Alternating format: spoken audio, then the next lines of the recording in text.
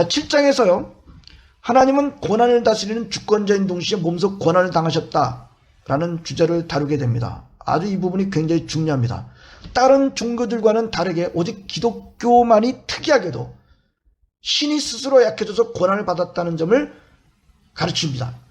하나님의 주권 이면에는 하나님의 고난이 자리하고 있다는 거예요. 크리스찬들이 역경의 한 복판에서 하나님을 온전히 신뢰할 수 있다고 주장하는 주요한 이유는 하나님이 친히 앞장서서 고난을 겪으셨기 때문이라는 것입니다. 성경 전체는 주권자 하나님이 또한 고난받는 하나님이신 것을 여러 군데서 말씀하고 있습니다. 하나님은 고난받는 이스라엘을 보시면서 창자가 들끓으셨다고 하는 예레미야 31장 20절의 기록이 있습니다. 또 인간의 모든 계획이 항상 악할 뿐임을 보시고 한탄하시고 근심하셨다고 하는 창세기 6장 5, 6절의 기록이 있습니다. 이런 하나님의 감정은 하나님의 주권을 약화시키지 않으면서 그분을 알아가는 지식의 균형을 잡아줍니다. 하나님은 인간의 사랑과 경배를 필요로 하지 않으시지만 우리의 고통에 무감각한 하나님은 아니신 것입니다. 사랑하게 되면 그 사람의 고통을 떠안게 되죠. 우리 하나님께서 그러셨다는 것입니다. 우리를 사랑하신 하나님이신 예수님은 십자가에서 완전한 사랑에 상실의 고통을 당하셨습니다. 하나님은 공의를 만족시키기 위해서, 즉 죄를 버려서 사랑으로 인류를 용납하시기 위해서 죄에 합당한 벌을 직접 받으셔야 했던 것입니다. 그렇게 주님마저도 고난을 겪으셨다고 한다면 하나님께서 고난에 대한 주권을 잔인하고 무정한 방식으로 행사한다거나 인간이 짊어져야 될 고난의 무게를 감안하지 않고 역경을 던져주는 냉담한 왕이라는 식으로 말할 수는 없는 것입니다. 하나님의 보호자에 함께 앉아서 심판의 두루마리의 봉인을 뗄 수 있는 어린 양은 일찍이 죽임을 당한 양입니다. 어둠을 심판하고 있는 왕은 상처 입은 어린 양입니다. 계시록 5장 6절입니다. 이것은 단순한 아이러니가 아니라 악을 물리치기 위한 하나님의 고도의 전략인 것을 우리는 보게 됩니다. 하나님이 유일하게 의로운 분을 살해하는 극악한 범죄를 사용해 악을 없애버리셨습니다. 앙리 블로쉐의 그런 관점입니다. 계시록 22장 3절은 다시 저주가 없다라고 말씀하고 있습니다. 예수님의 고난을 완전히 끝내버리셨습니다. 기독교가 믿는 미래는 실체가 없는 파라다이스가 아니라 새하늘과 새 땅이라고 그렇게 말씀하고 있죠. 다른 종교와 달리 기독교는 바로 새하늘과 새 땅, 여기에 소망을 두고 있습니다. 기독교 신앙은 위로뿐 아니라 회복까지 제시해 주고 있는 것이죠. 네, 8장에서 저자는 티모티 켈러는 모든 고난이 의미가 있는가, 이런 주제로 다루게 됩니다. 기독교 신앙만큼 고난과 시련의 의미를 부여하는 문화나 세계관은 없다는 점을 티모티 켈러는 말하고 있습니다. 주님은 고난에도 불구하고가 아니라 고난을 통해서 그분의 뜻을 이루고 계신다는 것입니다. 이 기독교 신학은 그 갈래와 상관없이 삶의 궁극적인 목적은 하나님을 영화롭게 하는 것이라고 입을 모으죠. 그렇다면 고난의 으뜸가는 목적도 하나님을 영화롭게 하는 데 있다는 것이기도 하다는 것입니다. 굉장히 중요하죠. 기독교의 모든 삶의 궁극적인 목적은 하나님을 영화롭게 하는 것인데요, 고난의 으뜸가는 목적도 하나님이 영화롭게 하는 데 있다는 것이다 라고 하면서 고난의 궁극적인 목적을 한편 이렇게 밝혀주고 있습니다. 그래서 고난을 제대로 다루기만 하면 고난은 주님을 영화롭게 하는 통로가 된다고 합니다. 예수님은 하나님의 영광이 가장 빛나게 드러난 시점이 예수님이 십자가에 달리셨을 때라고 하셨습니다. 요한복음 12장 23절 32절에서 고난 가운데 하나님께 드리는 깊은 신뢰만큼 세상 사람들에게 주님의 영광을 밝히 드러낸 일은 없을 것입니다. 우리는 알아주는 이가 하나도 없는 고난이 있다고 생각할지 모르겠습니다만 저자는 굉장히 재밌는 또 관찰을 하나 합니다. 우리 눈에 보이는 사람만 사람이 아니라는 거예요. 누가복음 15장 10절을 보게 되면 회개하는 죄인 하나를 두고 하늘나라에서 천사들이 기뻐한다 라는 말씀 인용하고요, 에베소서 3장 10절에서 천사들이 교회 안에서 일어난 일을 두루살핀다, 이런 점들을 인용해서, 이런 성경 구절을 인용해서 세상 사람들이 아무도 보는 것 같지 않지만 보고 있는 천사들이 있다. 구름같이 허다한 증인들이 있다. 이 점을 밝히고 있습니다. 참 재미있는 부분입니다. 자, 9장에서요. 평소에 예수와 걷는 법을 배우라 라는 제목으로 계속해서 이제 성경의 의미를, 고난의 의미를 말씀해 주고 있는데요. 성경은 고난의 목적이 하나님의 영광이 있다고 말하는데, 그렇다고 한다면 우리는 불행을 허투루 흘려보내서는 안 된다는 것입니다. 고난은 첫째 우리를 겸손하게 하고 비현실적인 자존심과 오만을 없애주고, 둘째 고난은 우리의 삶의 여러 좋은 것들에 대한 우리의 태도를 완전히 바꾸어주고, 셋째 고난은 무엇보다도 하나님과의 관계를 탄탄하게 만들어 준다는 거 말합니다.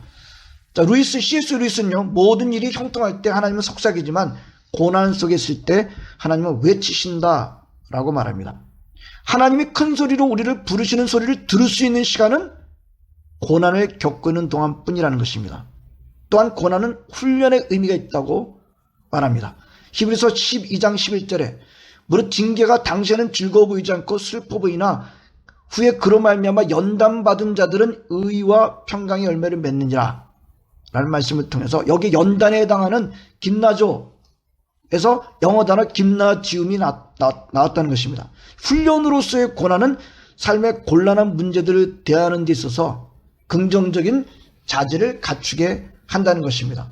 또 성경 신학의 핵심 진리와 주제들을 분명히 하는 것은 시련을 겪는 사람들한테 강력한 위로와 힘을 공급하는 자원이 된다는 것입니다. 그 고난은 지성적인 이슈로만 존재하지 않는 것이기 때문에, 존재하는 것이 아니기 때문에 머리로만 아는 것과 충분하지 않다는 거예요. 마음의 체계도 갖춰야 한다는 것입니다. 그래서 신학적 깊이와 함께 풍성한 기도 생활이 필요하다는 것을 강조합니다. 10장에서는 누군가의 고난을 함부로 판단하지 말라는 가르침을 주고 있습니다. 고난의 원인과 모양은 가지각색인데요. 요나와 다윗의 고난은 자기 죄에서 비롯된 것이었죠. 그렇다고 해서 그들의 죄의 1대1로 또 고난을 또 주신 것은 꼭은 아니었어요. 자, 그런 식으로 벌한다면 인류 전체는 이미 사라졌을 것입니다. 바울과 예레미야는 배신에서 오는 고난을 당했죠. 마리아와 마르다는 상실에서 오는 고난을 겪었습니다. 그러나 우리가 아는 대로 욥은 이유를 알 수 없는 고난을 겪었죠. 욥의 삶에는 하나님의 추궁을 받을 만한 거리가 하나도 없었습니다. 예, 분명히 욥의 시련은 응징이거나 책망이나 훈계가 아니었어요. 하지만 그 고난은 결과적으로 욥의 개인적인 성장과 하나님의 영광을 둘 다 한꺼번에 이루는 강력한 도구가 되었다는 사실을 부정할 수는 없습니다.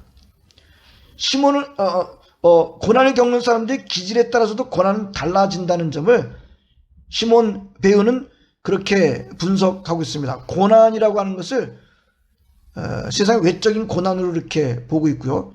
서퍼링을 세상의 외적 고난이라고 이렇게 보고 있고요. 환난, 어플릭션은 비통한 내면의 경험이라고 그렇게 보았습니다. 시몬 베유라는 사람이요. 그 다음에 그 환난의 특징들은 5가지가 있는데, 첫 번째는 고립이고, 두 번째는 내면의 파열이고, 세 번째는 또 파멸, 절망, 정죄에 대한 감각, 네 번째가 분노, 5번째가 공모의 유혹이 있다 합니다. 간단하게 말씀드리면 시련은 모두에게 다 독특하다는 거예요. 자, 욥의 친구들의 말들은 옳은 말들이었죠. 그러나 하나님은 옳은 말들이라는 그 친구들을 꾸짖으셨어요. 굉장히 중요한 부분인데 왜였을까요? 그들은 바른 말은 했지만 그 바른 말을 부적절하게 사용했기 때문이다 라는 것입니다. 존 파인버그라는 학자나 돈 카시라는 학자가 그 점 아주 날카롭게 지적을 했습니다. 바른 말은 했어요. 그러나 그 바른 말 진리들을 부적절하게 적용했기 때문이다. 환난 중에도 즐거워라는 뜻은 고난을 즐거워라는 뜻이 아니라는 것입니다. 괴로움 자체를 즐기는 것은 그 마조히즘입니다. 매저히즘이죠. 마조히즘이죠. 우리는 역경과 더불어 사는 법을 배워하지만 그것을 좋아할 필요는 없습니다. 하나님과 거룩한 사랑 가운데 더 즐거워할 일은 반드시 찾아야겠습니다만 악은 그저 악일 따름이고 늘 고통스럽기 마련입니다. 2장 전체를요, 존 뉴턴의 말을 인용하면서 마치고 있습니다. 하나님이 보내주신 것은 무엇이든지 다 기념하며 그분이 거두어가신 것이라면 그 무엇도 요긴하지 않다. 자, 세 번째 장에서는 말씀드린 대로 아주 실제적으로 내가 고통을 당했을 때 어떻게 할 것인가. 그래서 제목이 고통이 내 것이 되었을 때입니다. 11장서부터 16장까지를 다루겠는데요. 짧게 한번 보도록 하겠습니다. 첫 번째 11장, 반드시 고난당하는 내가 걸어서 지나가야만 한다 라고 하고 있습니다. 고난을 마주하는 좋은 방법은 고난 중에 하나님과 함께 걷는 것이라는 것입니다. 고난에 대해서 성경은 시련을 겪지 않게 해주시겠다고 약속하지 않았다는 거예요. 대신 하나님께서 우리와 나란히 걸으면서 동행하시겠다고 약속하셨다는 거예요. 이사야 43장 2, 3절 5절입니다. 이 약속은 다니엘과 세 청년에게서 분명하게 또 우리 성취된 것을 우리가 보고 있습니다. 그들은 풀무불 속에서 주님이 동행하신 것을 체험하고 지킴을 받게 되죠. 사실 또 정작 예수님은 환란의 풀무불 속에 계시는 동안 하나님의 동행을 받지 못하신 점이 있죠. 엘리 엘리 라마 사박다니, 그 외침 가운데 우리는 그 점을 보게 되는데요. 왜 그렇습니까? 예수님은 십자가에서 우리와 함께 하셨을 뿐 아니라 우리를 위해서 고난을 받으셨기 때문인 것입니다. 12장, 지금 예수 앞에서 울 수 있다 라는 제목의 글입니다. 초기 종교 개혁자들은 고난을 이렇게 생각을 했어요. 성도라면 시련 앞에서 눈물을 흘리거나 위축되지 말고 거룩한 뜻을 기꺼이 받아들이는 것이 옳다라고 그렇게 많이 가르쳤습니다.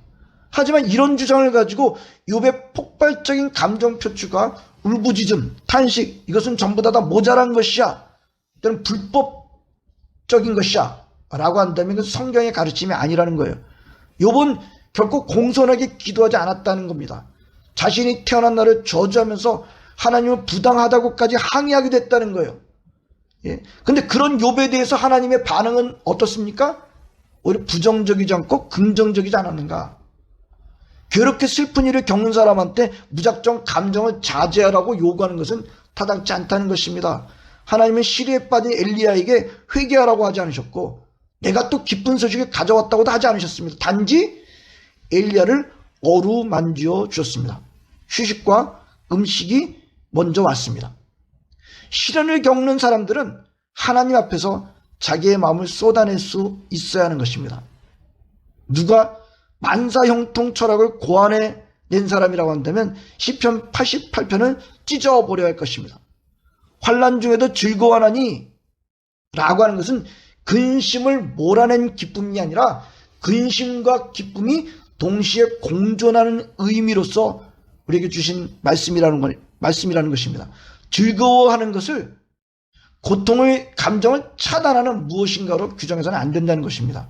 현대인들한테는 쉽지 않은 까다로운 개념이긴 하지만 크리스찬한테는 이것이 가능하다고 합니다. 13장에서 지금 예수를 믿고 의지할 수 있다. 이 장에서 저자가 요셉의 경우를 주로 다룹니다. 거의 20년 동안 하나님은 기본적으로 요셉의 구체적인 요청들을 일일이 대답하지 않았을 가능성이 높다는 거예요. 그렇다고 하나님께서 요셉의 기도를 안 들어주신 것일까요?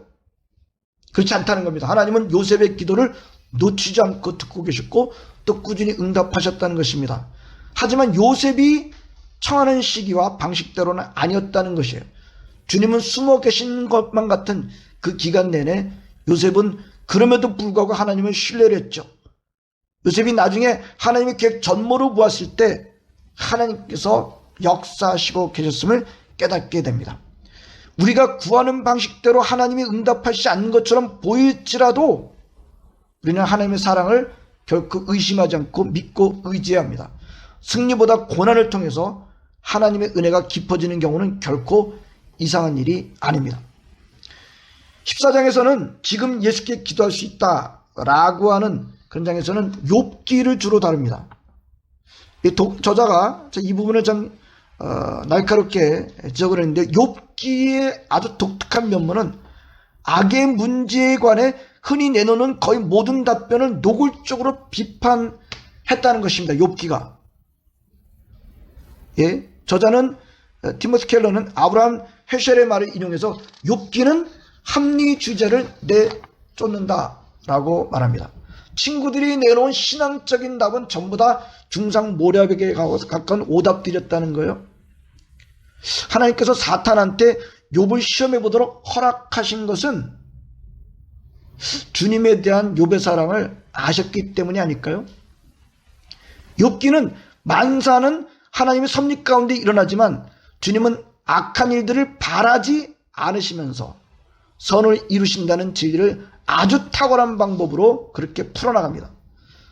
한편 엘리바스의 논리는 아주 전통적인 복음주의가 가르치는 경건과 불편하리만큼 닮아져 있다는 것입니다. 욥기 38장 1절에서 야훼라는 하나님의 이름이 갑작스럽게 등장하고 폭풍 속에서 대답하셨다는 점이 중요하다는 것입니다. 여기서 대답하다는 단어는 동등한 양측 사이의 대화를 뜻한다고 합니다. 주님은 일방적으로 선포하러 오신 것이 아니라는 거예요. 욥을 관계 속으로 불러들이시고 최종 결정권까지 욥에게 주셨다는 것입니다. 욥기 42장 1절에서 6절을 보게 되면 그렇게 하셨다는 거예요. 하지만 욥의 관심사, 친구들의 관심사에 대해서는 한마디도 대답을 안 하셨어요. 예? 왜 욥이 그런 고통에 들어가게 되는지 하나님 사실 설명을 안 하시고 욥기는 맞춰지게 되는 것을 우리는 보게 됩니다. 하나님이 누구에게도 인생의 줄거리 전체를 말씀해 주시지 않으셨다고 한다면 아마도 말씀해 주시지 않는 편이 더 낫기 때문일 것이라는 것입니다. 프란시스 앤더슨이 그런 점을 지적했어요. 사탄은 욥을 위선자로 고발했고 하나님 사탄으로 하여금 욥을 공략하도록 허락을 했죠. 우리는 이 허락이 못마땅할 수 있지만 결국 사탄의 공격은 욥에게 사라지지 않을 명성을 얻게 해줬습니다. 하나님은 악에게 엄청난 많은 부분을 허락해 주시는 것 같지만 그렇지 않고 악이 자멸할 정도로만 허락하시는 것을 우리는 볼 수 있습니다. 하나님은 욥에게 모든 질문을 답해 주셔야 된다는 고집을 버리라고 명하면서도 내 종 욥의 주장은 옳았다라는 점을 그렇게 말씀하십니다. 그의 행위가 괜찮아서가 아닙니다. 욥이 고난을 통해서 주님으로부터 멀어지지 않고 도리어 하나님의 임재를 찾으며 더 가까이 나가게 된 그의 근성 때문에 욥의 주장이 옳았다고 칭찬해 주고 있는 것입니다. 중요한 사실은 하나님은 욥의 죄를 언급하시지 않고 계시다는 점입니다. 하나님은 무시무시한 폭풍 속에서 욥에게 임하셨지만 욥의 혐의를 아무것도 제기하지 않으십니다. 욥은 모든 이유를 다 듣지 못했지만 그는 평안을 되찾는데 결정적인 깨달음을 얻었습니다. 하나님으로부터 욥아 그만하면 됐다. 자, 여기에 무슨 더 이상의 무엇이 필요하겠습니까? 아무도 없어도 하나님은 우리와 함께 계십니다. 15장입니다. 지금 예수를 생각하고 감사하고 사랑할 수 있다라는 점에서 바울은 빌립보서 4장 4절에서 11절에서 말하는 하나님의 평강은 부정적인 것이 없는 것을 말하는 것이 아니라 하나님의 임재를 가리킨다는 것을 강조하겠습니다. 따라서 하나님의 평강은 긍정적인 생각을 한다거나 정신력을 의미하지 않는다는 거예요. 이 하나님의 평강을 얻기 위해서 생각 훈련, 감사 훈련, 사랑 훈련이 필요하다고 합니다. 빌립보서 4장 8절 9절에서 말하는 생각하라 로기조마이 라고 것은 정밀하게 계산하라는 의미를 갖고 있다는 것입니다. 하나님이 어떤 분이시고 무슨 일을 하셨고 역사는 어디로 흘러가는지를 깊게 생각하라. 그리스도가 인류를 위해 당한 고난과 그분이 주신 약속들을 바라보라. 그런 의미를 담고 있다고 합니다. 로마서 8장 28절은 하나님 모든 것을 앞에서 선을 이루시는 분이므로 설령 인간의 머리로 납득하기 어렵더라도 하나님께서 허락하셨다고 한다면 그것이 무엇이든 감사해야 한다는 것을 가르친다는 것입니다. 그리고 고요와 평안은 마지막 방법은 하나님 최고로 사랑할 때라는 점을 가르쳐줍니다. 역경을 맞이하지 않고는 자신의 삶에서 누가 참 하나님이고 무엇이 가짜 신인지 가려낼 수 없다는 것입니다. 고난은 선하지만 지나치게 중요한 의미를 갖게 된 요소들을 정확하게 짚어낸다고 합니다. 자, 마지막 장이죠. 지금 예수로 소망할 수 있다. 자, 고난을 당하는 사람한테는 소망을 갖는 것보다 더 실질적으로 중요한 문제는 없다는 거죠. 소망의 상실은 더 고통스럽게 만든다는 거예요. 성경의 마지막 부분인 계시록은 우리가 품어야 할 궁극적인 소망을 말해줍니다. 계시록 21장 1절에서 5절을 보게 되면 새 하늘과 새 땅을 말씀하고 있죠. 새 하늘과 새 땅은 있다. 이제 이 저자가 상당히 이런 부분들을 뭐 상징적으로만 보는 것은 안 된다는 것입니다.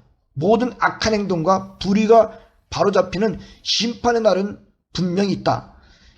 바로 이것을 초기 크리스천들은 분명히 믿고 있었기 때문에 놀라우리만큼 침착하게 환난을 받아들이고 평안하게 그렇게 받아들였던 것이다 라는 것을 말하고 있습니다. 자, 그럼 그런 최후의 날이 있다는 것을 어떻게 확신할 수 있을까? 예수님을 믿으면 확신할 수 있다 라고 저자는 그렇게 말합니다. 자, 지금까지 내용을 살펴봤습니다. 제가 이런 내용을 다 종합해서 반복이긴 하겠습니다만 좀 잠깐 또 정리해 보았습니다. 자, 보시는 대로요. 저자는 고통과 고난이라는 주제를 성경 바깥에서 보는 것으로 그 책을 시작했죠. 저자가 성경 바깥에서 고통과 고난을 바라보고 있는 시각들이 우리 독자들한테 상당히 유용했습니다. 저자는 우리가 아는 대로 목사님이시죠. 신학자일 뿐 아니라 아주 더 기독교 변증가의 그 활동을 많이 하셨어요. 그래서 외부에서 고난을 보고 있는 시각들을 관점들을 서술하는데 아주 뛰어난 것을 우리가 볼 수 있습니다. 고통과 고통은 창조 때부터 원래 있었던 것은 아니었죠. 인류의 타락 때문에 고통과 고난이 시작된 것이었습니다. 이처럼 고통과 고난은 악의 문제와 뗄래야 뗄 수 없는 연관을 갖고 있죠. 그래서 자연스럽게 저자는 악의 기업 문제를 다루게 됩니다. 아주 이 부분에서는 좀 신학적인 접근을 하고 있습니다만 아주 본격적인 신학적인 접근이라기보다는 다양한 심정론들을 소개하면서 그 악의 기업 문제를 다루고 있습니다. 그러나 그 다양한 심정론의 대답들이 여전히 모두 충분치 않음을 지적하죠. 하지만 저자는 거기서 멈추지 않죠. 악의 존재 이유를 충분히 알 수는 없지만 인간의 타락 때문에 허용된 악으로 말미암은 고통과 고난도 크게는 하나님의 영광을 위해서 허용된 것이라고 하는 그런 결론을 내립니다. 이렇게 악의 문제를 짚어보는 것 자체가 고통과 고난의 문제를 극복하기 위해서 충분하게는 아니더라도 그게 도움이 된다고 저자는 말하고 있습니다. 악의 문제는 신학만의 문제가 아니라 일반 철학의 영역이기도 하기에 저자는 이 문제를 다루면서 그 주제를 다룬 시대별 사상가와 신학자들을 언급하고 있습니다. 따라서 본책을 이해하기 위해서는 고통과 고난 그리고 악에 대한 주제들에 대한 철학적이고 신학적인 이해가 꽤 요구가 됩니다. 예. 자, 우리가 이런 악과 고난을 좀 깊게 이해하기 위해서는 그런 주제들을 다룬 그런 신학자들의 직접적인 저술을 읽는 것이 좋겠습니다만 방대하고 또 어렵기도 하죠. 그런 점에서 저자는 기독교 변증가로서 또 목회자로서 그 점을 독자들에게 할 수 있는 대로 쉽게 요약해서 서술을 했고요. 그 점이 이 책을 또 가치 있게 만들고 있다고 보고 있습니다. 하지만 좀 아쉬운 부분도 있었습니다. 예를 들면 영혼 형성 신정론이었어요. 제가 아까 영혼 형성 신정론을 말씀드릴 때도 그 책보다는 조금 더 설명을 더 해드리는데요. 잠깐 좀 더 설명을 해드릴까 합니다. 영혼 형성 신정론 시작자는 이레니우스였죠. 자, 어거스틴은 악의 존재에 대한 책임은 인간이 그 주어진 자유지를 잘못 사용했기 때문이다 라고 함으로써 그 책임이 인간한테 있다고 본 반면에 이레니우스는 인간을 원래 불완전하고 미성숙한 존재로 창조됐다고 봄으로써 신한테 궁극적인 책임이 있다고 그렇게 본 것입니다. 이레네우스의 이 사상을 현대적으로 다시 주창하고 있는 학자가 존 힉인데요. 존 힉은 불완전하고 미성숙하게 창조된 인간은 궁극적으로 창조주가 원하는 완전한 존재가 되어가는 과정 속에 놓여있기 때문에 아무런 고통이 없는 세계가 아니라 고통이 있는 것이 인간의 영혼 형성을 위해서 불가피하다라고 본 것입니다.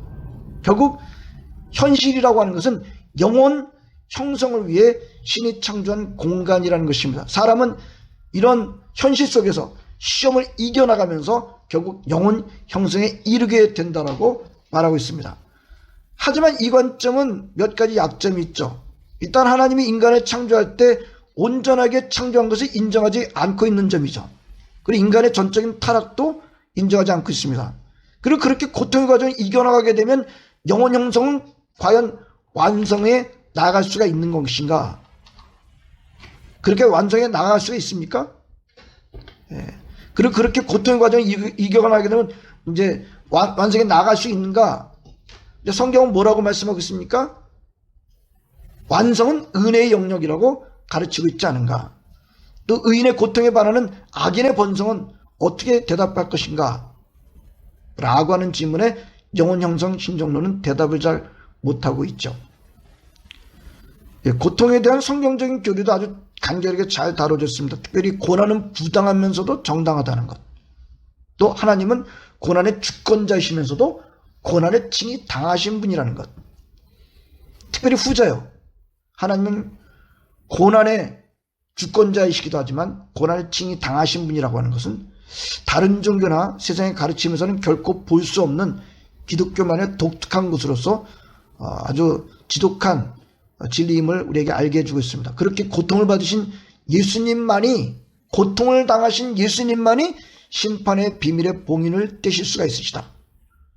예, 기독교 하나님은 고난의 주권자만이 아니라 고난을 친히 겪으셨다는 점은 고난을 당하는 사람에게 아주 근본적인 위로를 주고 있습니다.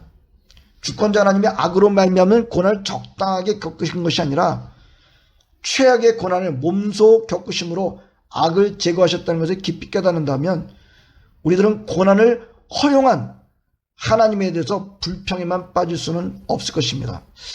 제 이번에 가장 좋은 도움을 받은 대목이 이 대목이 아닌가 그렇게 생각이 듭니다. 하나님은 고통의 주관자시면서 고통을 직접 겪으신 분이시기에 고통을 당하는 그 어느 누구도 가장 근원적인 도움을 주실 수 있는 분이다 라는 점은 아마도 저만이 아니라 모든 사람, 고통을 당한 사람한테 최고의 위로를 주는 것이다 라고 봅니다. 자, 이 점이 바로 또 기독교의 하나님을 가장 세상의 신들과 구별되게 만드는 점이라고 보고 있고요. 하지만 또 이 점을 또 가장 받아들이기 어려운 점이라고 봅니다. 유대주의자들은 아직도 이 점을 받아들이지 않고 있죠. 그렇죠?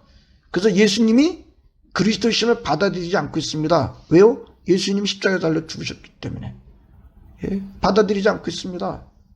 그들이 생각하는 그리스도는 고난받는 자가 그리스도일 리가 없다는 거예요. 이 점이 가장 어려운 점이기도 한 것이죠. 그래서 놀랍게도 하나님께서는 고난받는 그리스도라 하여금 심판주가 되게 하신 것을 성경은 말씀하고 있습니다. 자, 저자는 또 고난이 1대1로 다른 사람 1대1로 이제 죄와 연결되어 있다고 판단하는 것을 조심해야 된다는 것을 강조하고 있습니다. 세상 인과와는 전혀 관계없이 고난을 겪는 욥의 경우도 간혹 있기 때문이라는 것입니다. 또한 우리는 아무도 알지 못하는 고난이 있다고 생각했다 했지만 우리 눈에 보이는 사람만 우리를 보고 있는 것이 아니라는 점은 참 재미있는 관찰입니다. 예, 또 저자는 고통을 겪을 때 그 고통을 참기만 하거나 또는 고통을 즐기는 것은 성경의 가르침이 아닌 것을 누차 강조하고 있습니다. 고통을 즐기는 것은 매저키즘이죠. 마조이즘이죠. 성경이 가르치는 바가 아니라는 것입니다. 성경 위인들이 했던 것도 아니라는 것입니다. 많은 시편과 욥기는 고통의 감정을 표현하기를 주저하지 않는다는 점을 말하고 있습니다. 슬플 때는 우는 것이 맞습니다. 주님도 우셨어요. 물론 그 슬픔에 끌려가는 것을 칭찬하고 있지는 않습니다. 욥의 친구인 엘리바스의 말 자체는 맞지만 그런 가르침을 까닭 모르게 극심한 슬픔을 당하고 있는 욥에게 적용하는 것은 맞지 않다는 것입니다. 이 점을 또 제가 읽으면서 아주 크게 얻은 점 중에 하나입니다. 한국 기독교는 환난 중에도 즐거워하나니 로마서 5장 3절 같은 구절들을 가지고 고통으로 인한 슬픔을 억누르는 것만이 기독교의 미덕인 것을 은근히 가르쳐 왔습니다. 이것은 한국 기독교뿐만이 아니라 전통적인 복음주에서 종종 볼 수 있는 일입니다. 이런 맥락에서 한국 교회의 많은 성도들이 성도의 장례식을 천국 환송식이라고 부르기를 좋아하는 것이 아닐까요?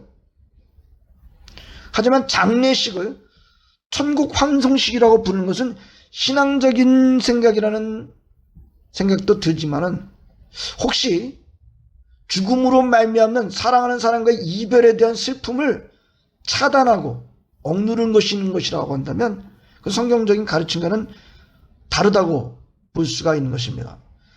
세계 교회들 가운데 성도의 장례식을 천국 환송식이라고 굳이 부르는 교회들이 얼마나 되는지 저는 좀 궁금합니다.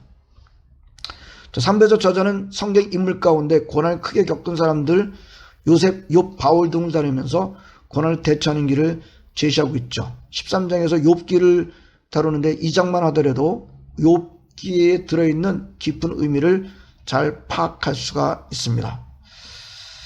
자, 이런 좀 내용들을 보면서 저는 욥 같은 경우를 당하게 된다면 얼마만큼 욥을 닮아서 할 수 있을까라는 그런 점들을 좀 되돌아보게 됐습니다. 저자는 고난의 의미를 파악할 수 있는 여러 유용한 성경 구절들과 성경 단어들을 다루면서 고난을 당하는 사람이 실질적으로 고난을 잘 대처할 수 있도록 도움을 주고 있습니다. 자, 한편 이 책의 좀 아쉬운 점은 전 세계에서 불의로 말미암아 고통당하는 일에 대해서는 사실은 별로 주목을 많이 안 하고 있습니다. 아마도 저자의 관심은 하나님 앞에서 한 개인의 실존적인 문제에 집중하려고 했기 때문인 것 같습니다. 한편 또 저자가 선진국의 지성을 갖춘 성도들을 많이 대상으로 하고 있다라는 생각이 많이 듭니다.